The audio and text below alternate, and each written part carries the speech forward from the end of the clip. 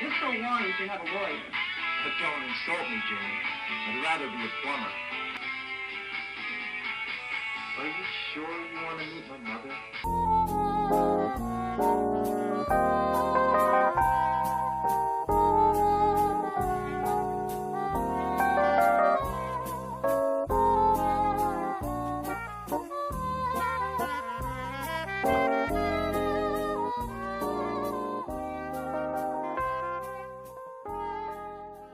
This is probably the worst thing I've ever seen made by humans. Plumbers Don't Wear Ties was a video game released in 1994 for the 3DO. The 3DO was a console that was made to compete with the Super Nintendo and the Sega Genesis. It even tried mocking it in its ad campaign, but it really didn't work. Everyone was playing either of those two, not this one. And from what I can tell, there are some good games on the 3DO, but this is hailed as easily one of the worst ones. So you're probably wondering, Adam, you usually talk about movies on the Blockbuster show. Why are we talking about a video game? I noticed that people have done reviews of Dragon's Lair and even Night Trap for the Sega CD, so I thought, screw it, why not do a review of this like it was a movie? So I'm not going to call this a movie or a game, I'm just going to call it a thing, because I don't think the word game or movie really applies to this. It begins with the only motion part of this entire thing, and it has Jane talking to you, the player, and it goes on for like 3 minutes. I'm going to admit right now, this is easily the best part of this thing so far. And then after that, we jump into what this thing really is. It's not really a full motion game like stuff like Night Trap or Dragon's Lair. It's not like that. This is making Amazing Bulk look awesome. That movie was on a crappy-ass green screen. This isn't even motion. The only motion thing was the beginning. Everything is a slideshow with a bunch of still images, and they put a fuck ton of really bizarre filters on all the pictures. What's with the filters?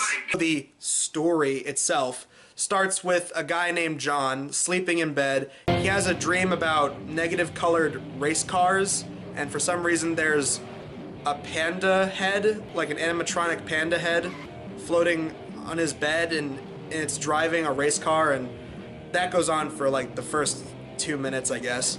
And then eventually John gets woken up by his nagging mother who's calling him and talking about his love life, and the point is he doesn't know how to get the right woman. The right woman hasn't fallen into John's lap.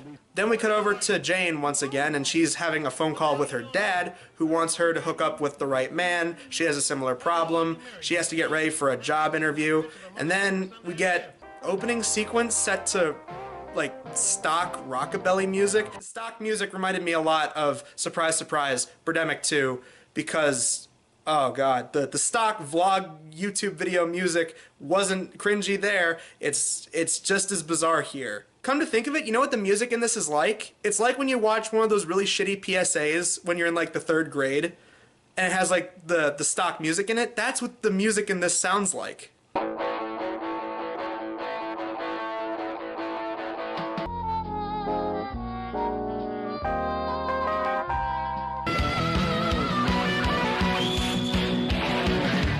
So they both get ready for their individual days. They both go into their showers. Jane plays with cats. John air guitars with a plunger, and then he starts wearing a tie. Despite the fact this thing's called Plumbers Don't Wear Ties, I don't know. I didn't make it. This right here, this is what a plumber looks like in a video game. The thing that's presented in this game is actually not a plumber. It's shit. That's the best way I can describe this whole thing, this whole movie, game, whatever you want to call it. It's shit. And these still images of them just kind of dicking around for the first half of their morning, this goes on for a while, and then eventually they both end up in the same parking lot next to each other, and yeah, we get our star-crossed lovers for this thing. And then there's this narrator guy. I don't know why he's supposed to be relevant, but he kind of is, because every so often it cuts back and forth between him and the decisions that you have to make that makes up the gameplay of this game, that you have to keep picking what element happens next in the story, and he's there to tell you what you have to do next. Your mission, should you accept it, is to get these two lovebirds together. It's kind of like a really shitty video FAQ. So Jane goes to this job interview held by this guy named Thresher, and he tells her that there's no way she can get the job. And then you get to one of the decisions you have to make to keep the story progressing in this game, and it's that the boss becomes a total perv. Take your clothes off, Jane. Oh, I didn't know this was about Harvey Weinstein. There's two different versions of what could happen. There's one where Jane goes into a full-on striptease. I'm assuming that's what it was supposed to be because, well, it was just still images back and forth. And this results in the narrator guy showing up with an upside-down chicken mask. I've guided a lot of people through this story, but I've never seen such a disgusting series of plot choices in my life. At that point in this thing, I just sat there and went, you know what? This is kind of like when in Amazing Bulk, they would just put a bunch of random stock animations and GIFs that they could somehow afford just for the fuck of it into the movie. But this is worse than that because Amazing Bulk, as shit as the production was, had some so bad it was funny moments. I hate dust. I don't want it building up in my home. Except there is one part in this thing that's actually somewhat close to I Hate Dust. Take your damn clothes off! There you go. There you go. That's the meme for this thing. There's the meme for Plumbers Don't Wear Ties. But the right choice that you're supposed to make is that Jane strips down to her bra and skirt. Okay, she still took an article of clothing off. Whatever. So she runs out of the room. The boss chases after her with a pen like a maniac. They then chase out into the parking lot. She has her clothes back on, but then in the next scene she doesn't have it on. Okay, what the hell ever. John then chases after them, and then we get this weird narrator chick who shows up, and she temporarily takes over as the narrator. I'm what's known as a takeover artist, wanted in 30 states for hijacking fiction. It's weird because the next time we see her, the other narrator dude comes and takes his position back. I'm back in control now.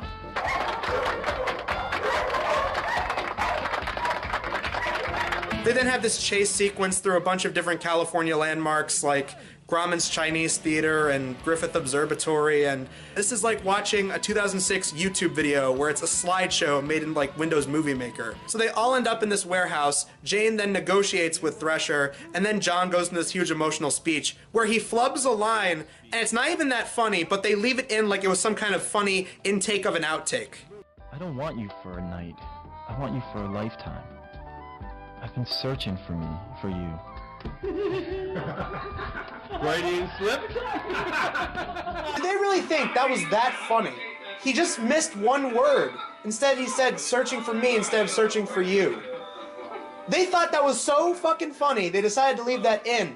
You then get two options. She goes with Thresher or she goes with John. You end up having her go with John. And then you get two different alternate endings. You have one where it turns out she's a nun and that she's not gonna have premarital sex because she's a holy girl. I'm going to become a nun. Oh yeah, right. Sure, that's a good one. You see, ever since I was a little girl, I've known in my heart that I would serve God. Or alternately, you have it that they end up together. I've never felt like this before. Never. Me either, ever. This was an experience. This was worse than Amazing Bulk. That was probably the most confusing thing I've ever watched for the Blockbuster show. This was worse than that. As a game, this thing barely had gameplay in it. The only thing was that it's as interactive as moving a mouse on a window screen. As a movie, that was total bullshit because this had no motion.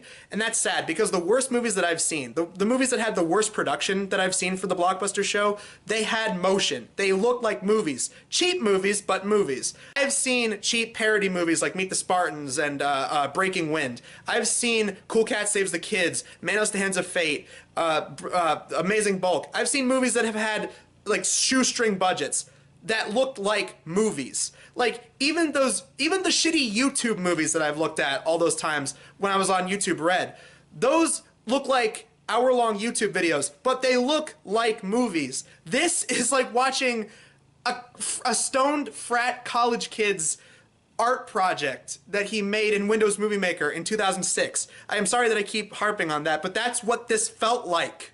Hey, yo, man, you done watching Plumbers Don't Wear Ties, man? Wow. And Twitchy Eye Timmy said that the video that came with Dragon Strike was bad. This is worse than that. I find it very offensive that they decided to make fun of Catholicism and Catholic nuns in this game. I find it very offensive and distasteful. I don't like that. Hey guys, what are you talking about? Are you guys talking about the Equestrian Girls videos on YouTube? Turn that damn crap off!